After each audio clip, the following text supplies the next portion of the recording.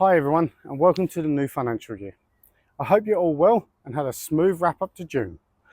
As we kick off financial year 2025, I want to quickly let you know that reports will be issued once the relevant data is released from the platform and providers for your tax returns. As always, we'll be in touch if any action is required on your end. In this month's update, we'll cover the market's response to recent geopolitical tensions between Iran and Israel, a major takeover bid for Santos, record highs in the US stock market, and some encouraging inflation data out of Australia that may pave the way for interest rate cuts. As always, this video is general in nature and designed for my clients, family, and friends. If you have any questions about how any of this may affect your investment, super, or strategy for the year ahead, please do not hesitate to reach out to me. Right, let's dive in. So this month, we saw some short-term volatility following the escalation between Israel and Iran. Oil prices briefly spiked and safe haven assets like the US dollar and Japanese yen rallied. However, markets largely treated it as a regional issue rather than a global shock. The key factor here is the Strait of Hormuz, a critical shipping route where 20% of the world's oil flows through, mainly to Asian countries like China and India. So while a short-term disruption might raise prices, the impact on developed markets like the US, Europe, and Australia is relatively limited.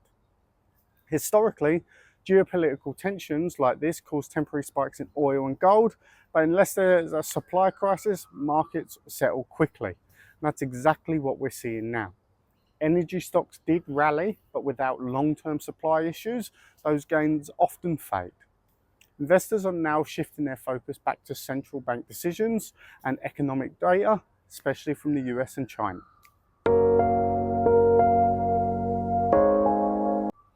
Now we move to news early in the month. One of the biggest corporate stories this month was the $29 billion takeover for Santos from a group led by Abu Dhabi state-owned oil company. The offer came at a 28% premium, which caught the market's attention. But there's a long road ahead before anything is finalised. The deal faces heavy scrutiny from the Foreign Investment Review Board, the Australian Treasurer, and regulators both in Australia and Papua New Guinea. There are also national interest concerns, especially with Santos owning key energy infrastructure.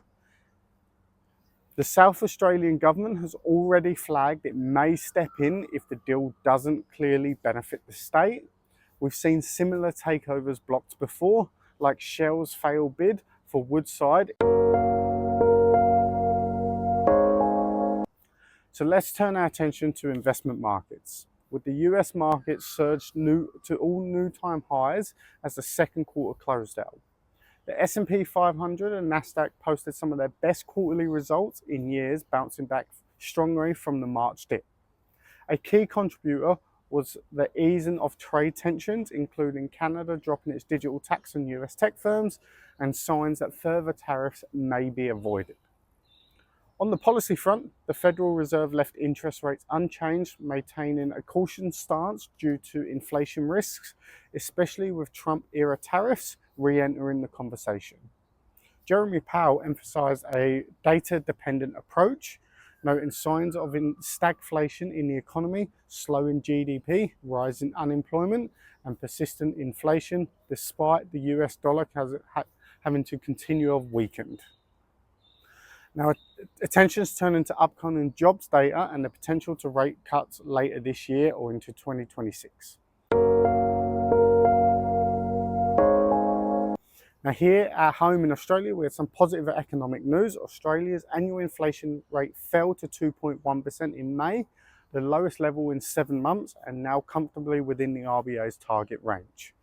Even more encouraging, the RBA preferred measure, the trimmed mean inflation, also dropped to 2.4%, suggesting that inflation is easing across the board, not just in isolated categories.